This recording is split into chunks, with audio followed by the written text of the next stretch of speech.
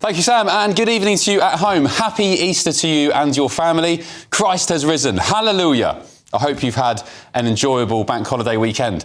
But one resurrection we don't want this year is the revival of the World Health Organization. Remember them? The United States has already pulled out of the WHO just weeks after Donald Trump took office in January, and that came after the absolute clown show of COVID was exposed for the world to see.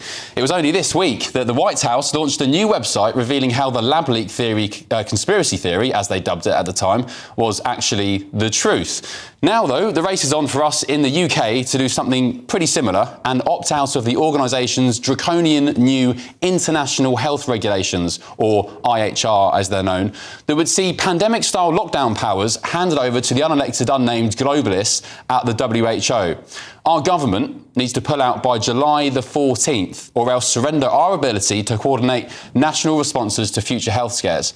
The regulations say WHO member states must support WHO-coordinated response activities amid pandemics, which, long story short, as far as I'm concerned, could mean anything. It could mean getting vaccinated with experimental gene therapies, or else lose your freedoms to work, travel and live. It could mean shoving face masks over children and destroying their education, or demanding people stand 6 feet apart for no scientific reason at all. And worse, it could mean towing the line of any particular globalist agenda, all in the name of a health emergency, including suppressing free speech, no matter how true or based in fact, that they rule dangerous to public health.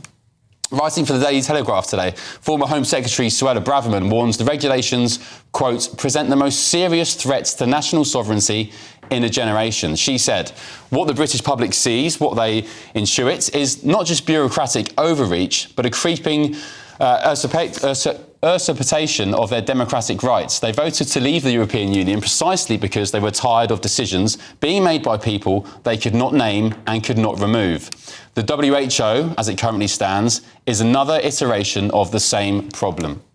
A WHO spokesman said the body, quote, does not have the right or ability to take any decision concerning health within a sovereign state, adding such authority will and always will remain with the countries themselves. But here's the key point. Ms Braverman's been joined in the letter by the likes of Conservative MPs Danny Kruger, Sir Ian Duncan-Smith, Esther McVeigh and Jack Rankin. Then there's Labour's Graham Stringer, the DUP's Sammy Wilson and the former Reform UK MP Rupert Lowe, alongside Tory peer and former chief Brexit negotiator Lord Frost. The US has already opted out of the IHRs by leaving the WHO completely, and it's no surprise to see why. Because, as Suella Braverman writes today, the World Health Organization has not merely lost its way, it's been captured. Politically, ideologically, financially, it dances to the tune of those who pay its piper, notably the Chinese Communist Party or massive donors such as Bill Gates, and increasingly a pharmaceutical industrial complex with little interest in transparency and even less in accountability. The race is on. Well, let's get the thoughts now of my panel. GB News contributor Will Kingston, political commentator Chloe Dobbs and former Labour Party advisor Matthew Talbot. Good evening to you all. Welcome, panel. Happy Easter to you. Happy Easter. I can finally get my words out. It's been a long day. I've done a few shows, and I did sleep in the car last night as well. I've been saying usurpation in my mind for the last 30 seconds. I think that's it. I think that was it. We got there in the end. Chloe, let's start with you. Ladies first. The race is on for us to not leave the WHO as the United States have done, but definitely withdraw from these new regulations, which essentially, critics argue, would hand over pandemic-style powers to a bunch of unnamed suits in Europe. I mean, that would be absolutely terrifying. I mean, we lost so many of our freedoms. I mean, it's crazy, even when you look back at it, the stuff that the public put up with. I couldn't believe how accepting they were of these draconian measures. I mean, you mentioned free speech there. Remember all the people before Elon took over X losing their Twitter accounts, even doctors who are experts who maybe question the efficacy of masks, having their accounts taken down. If you allow unelected bureaucrats, international bureaucrats, to have power over us, that is very terrifying. Now, I believe a Downing Street spokesperson has said they haven't made any decision yet, and they're considering whether the new IHRs are going to be in the nation's interest or not. But what I would say is, even if you like their protocol about what to do in the case of a pandemic, why don't you just leave it up to yourselves to decide? Don't give them the power. Yeah, precisely. Will, what's your thoughts? Well, I think I agree with everything that Chloe said, but I think that the other thing that I would add is that they just don't deserve our membership. The way that they handled COVID was atrocious. It was objectively a net negative in the entire pandemic in terms of the advice that they gave out, which has subsequently proven to be ineffective, whether it be mask mandates or whether it be, the efficacy of lockdowns. They pushed advice which turned out to be wrong. Not to mention the fact that they put so much money into woke, silly investments around the world. And the only argument I really hear is, well, it's good to have some level of coordination when the next pandemic comes around. And it's like, we have phones for those things. We can organise this stuff without having this sort of woke organisation that we have to go through. Yeah. Matthew, welcome to the show. It's your debut on Ben News tonight. You. Great to have your company. Do you know what? I hate talking about COVID. I hate it because it brings back so many memories of just the nonsensical behaviour from the health establishment, from our politicians, even from my fellow citizens. It was just a crazy time. But I think I felt like I had to raise this issue tonight because it's an important one, and that's why it's received so much cross-party support. Yeah, I mean, I'm glad Suella Braverman's found something to do in the quiet period that she's got in politics. No, on a serious note, I think with the IHR, the International Health Regulations, the WHO have said themselves these aren't legally binding. They're a bunch of guidelines that countries agree to cooperate around. They don't supersede national laws. The WHO may offer guidance, as they did during COVID, but countries can choose whether they listen to that or not. We saw in the case of Sweden, who didn't wish to pursue lockdowns and wanted to go through national trust and some element of herd mentality. That was also the route of the UK at the very beginning.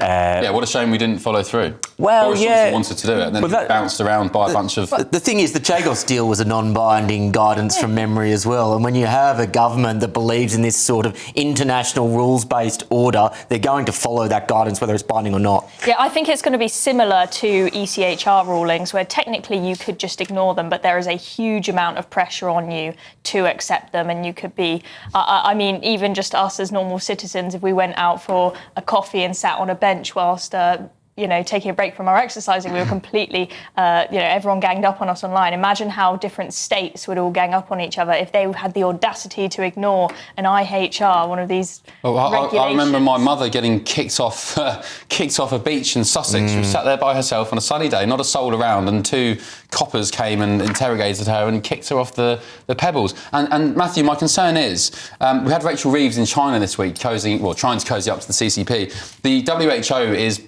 predominantly funded by China. They've got a lot of influence over it. And when I look at how the Chinese society is run, particularly during COVID, you can't get a parking ticket, have a row with a neighbour, criticise the government, jaywalk, as the Americans call it, without getting named and shamed on public billboards, your social credit score going down the pan, which means then you can't access financial assets or travel between cities or even leave the country.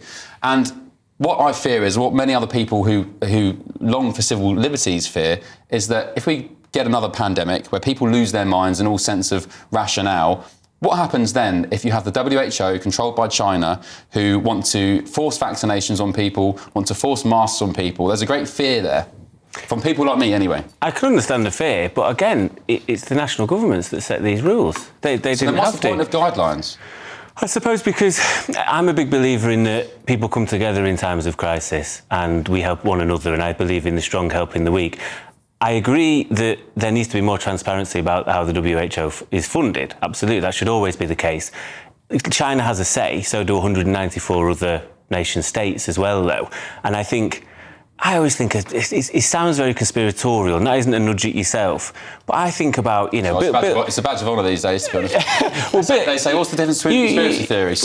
You think about Bill Gates. You think about Bill Gates if he's, some level of puppeteer along with the CCP. Have you been on a stag do before? Yes. And I am going somewhere with this. I had mine in Vegas a few years ago. Right. Was there a WhatsApp group involved to try and arrange this? Yeah, long deleted. Exactly. And how much of a nightmare was that to try and agree to a date, where you're going, what you're doing? The idea that Bill Gates is all of a sudden pulling the strings for all these different countries and to ensure that there's a certain globalist agenda going on, for me, most people are hopeless at most things. The idea that he's, some super genius behind the curtain isn't getting any hay from me. No, it's not that Bill Gates is pulling the strings behind the scenes as much as he's representative of a class of people who generally think the same way and have the same interests. And so, whether it's Bill Gates or Soros or any number of people, they're not all coordinating together, but they have that same liberal leftist approach to thinking about policy. And that's why you see the same outcomes across different countries. The one other thing I would add on the China point, which is important, the cowardice that they showed, the WHO on China, not to enter China, or not to look into the sources of the virus initially, was morally repulsive. Yeah. And if nothing else, that is a reason to leave this organisation. Sorry, Clay, go on. And the reality is that is financial interests at play. I mean, as Matthew said, we all need to talk to organise things. And of course, nations should talk to each other and cooperate. But I think very clearly the WHO is being influenced by money. And I think in COVID, we often had very poor decisions being made simply to benefit pharmaceutical companies that were making big money out of it. And also, at the start of the so-called pandemic, you had China refusing to hand over data or cooperate with the WHO about the source of the virus, which is now widely accepted as coming from, man-made in the Wuhan lab from gain-of-function research. But China wasn't playing ball, and yet now they are one of the main proponents of the WHO. And also, just from a Labour point of view, the big discussion this week was, as the aforementioned Rachel Reeves going to Beijing to speak with the CCP. Are you uncomfortable with that fact? I mean, she's meant to be meeting the US next week, and this week she was cozying up to China. God forbid me praising Rachel Reeves to once, but I think, unfortunately, as uneasy as China makes me, as it probably will do most people, we need China in America because they run the world. As we've seen with Trump's tariffs and the way that China has acted over the years, we unfortunately are at the behest of two massive global economies, and India is also not far away.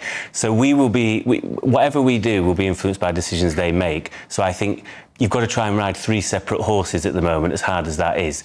The EU, China and America. So if she wants to go and meet with them, fine. I won't be trying to give too much away, but I think it's wise to sit down and speak to people at the very least. I have some sympathy for that argument, but let's play this out. I think there is a better than reasonable chance that we will be at war with China by the end of this decade. By we, I mean the West, US. What, a military war? Well, potentially, yes. I think it's more likely than not that they will blockade Taiwan, and as a result of that, we'll be put in a position where very likely it will at very least be some sort of economic conflict, which may turn into a hot conflict. If that is the case, and we are still as intertwined as we are now, that will be a catastrophe. I think we need to have that longer or medium-term view. Yeah, I think we definitely need to think about the possibility of us potentially being at war with China at some point, or being in some war where they are with the other side. Because, I mean, like, for example, not only have we got our economies becoming more and more interlinked, especially with net zero, apparently we're getting all our solar panels and wind turbines from them. We've just had British Steel on the brink of closing down. But that means if it does close down, us having to import our steel that we need to make tanks and whatnot for war from China. Well, if they say, sorry, we're not going to send you what you need to make your tanks, we're buggered. That's the point I was trying to make. They've got us by the short and curlies, and whether we like it or not, there isn't really a way out of that. And I think, actually, it brings me slightly back to the point about the WHO. If we want to see greater transparency, which I would like to see with regards to the funding, I don't think you get that from leaving it. I think you take yourself away with America and Liechtenstein and only us. I think the great way for transparency is to force the hand of China through other countries, because together as a collective, they need us just as much as we need them. Okay.